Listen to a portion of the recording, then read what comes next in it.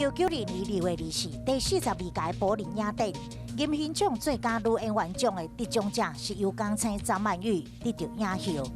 张曼玉这次以阮玲玉赢得最佳女演员，创下了4大欧洲影展中第1位中国女演员得奖的先例。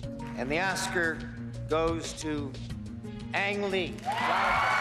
2013年2月24日，李安再度因为《少年派计划漂流》摕到奥斯卡最佳导演，一上台就对台湾表达感谢。I cannot make this movie without the help of Taiwan.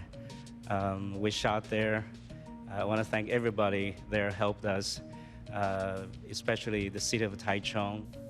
李安嘛特别感谢伫台凯太太林慧嘉一路支持加陪伴。少年派奇幻漂流，那是互李安得到最佳的导演奖，同时嘛摕到最佳摄影、最佳视觉效果、最佳配乐，总共4项大奖。